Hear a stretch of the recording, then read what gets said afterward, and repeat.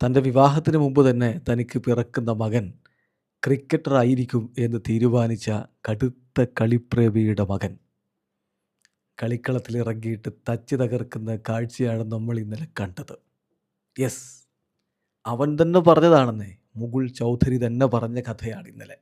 Post match പ്രസൻറ്റേഷനിൽ കൃത്യമായിട്ട് അവൻ പറഞ്ഞു, even before my dad got married it was his dream that his son would play cricket. സാമ്പത്തികമായിട്ടുള്ള അവസ്ഥ പരിതാപകരമായിരുന്നു. ഞങ്ങൾ ജൂണിൽ നിന്ന് കളിക്കാൻ വേണ്ടിയിട്ട് ജയ്പൂരിലേക്ക് പോയി. അവിടെ നിന്ന് ഗുഡ്ഗാവിലേക്ക് പോയി. ഒടുവിൽ ഇതാ ഇവിടെ എത്തി നിൽക്കുമ്പോൾ എനിക്ക് വലിയ അഭിമാനമാണ് തോന്നുന്നത് എന്ന് മുകുൾ ചൗധരി പറയുന്നുണ്ട്. അതും എങ്ങനെ? IPL ടീം തോൽക്കുമെന്നുള്ളൊരു ഘട്ടത്തിൽ നിന്ന് ഇമാതിരി കളി കളിച്ചിട്ടാണ് അവൻ വിജയിപ്പിച്ചെടുത്തിരിക്കുന്നത്.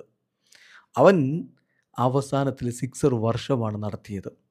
24 പന്തിൽ നിന്ന് 54 റൺസ് വേണമെന്ന നിലയിലേക്ക് അവൻ്റെ ടീം വീഴുമ്പോൾ 2 റൺസ് മാത്രമാണ് അവൻ്റെ പേരിൽ ഉണ്ടായിരുന്നത്. 3 വിക്കറ്റുകൾ അവശേഷിക്കുന്നു. അവിടെ നിന്ന് പിന്നീട് 7 സിക്സറുകൾ അവൻ പറത്തിയെന്ന് പറയുമ്പോൾ ആ 54-ൽ 42 റൺസും അവൻ സിക്സറിലൂടെ തന്നെ നേടിയതാണ്.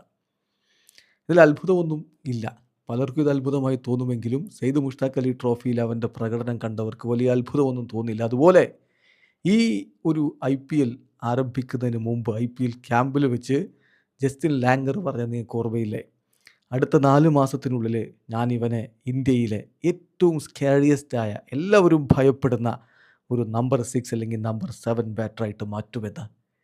യെസ്, അത് അദ്ദേഹം ചെയ്തിരിക്കുന്നു. ഇപ്പോൾ ഇന്നലെ KKRനെ തച്ച് തകർത്ത് വിജയത്തിലേക്ക് കൊണ്ടുപോകുമ്പോൾ ലാംഗറുടെ ആ വാക്കുകൂടിയാണ് പുലർന്നിരിക്കുന്നത്.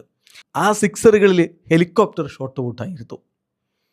തലയെ ഓർമ്മിപ്പിക്കുന്ന ഫിനിഷിങ്. കളി കഴിഞ്ഞിട്ട് അതും അവനങ്ങ് പറയുന്നുണ്ട്. അതായത് I used to watch how MS Dhoni would finish games. ഞാനും അദ്ദേഹത്തെ പോലെയുള്ള സെയിം നമ്പറിലാണല്ലോ ബാറ്റ് ചെയ്യുന്നത്. എൻ്റെ കരിയറിൻ്റെ തുടക്കത്തിൽ എന്നെ അദ്ദേഹം ഒരുപാട് ഇൻസ്പയർ ചെയ്തിട്ടുണ്ട്. ഞാൻ കളി ഫിനിഷ് ചെയ്തു. ഇത് അദ്ദേഹത്തിന് ഡെഡിക്കേറ്റ് ചെയ്തു എന്നുകൂടി മുകുൾ ചൗധരി പറയുമ്പോൾ മറ്റൊരു MSTയെ കാത്തിരിക്കുകയാണോ ഇന്ത്യൻ ക്രിക്കറ്റ് എന്ന ചോദ്യം അവിടെ ഉയരുന്നുണ്ട്. ഏതായാലും ഇവരിൽ നിന്ന് ഇനിയും നമുക്ക് ഒരുപാട് പ്രതീക്ഷിക്കാം.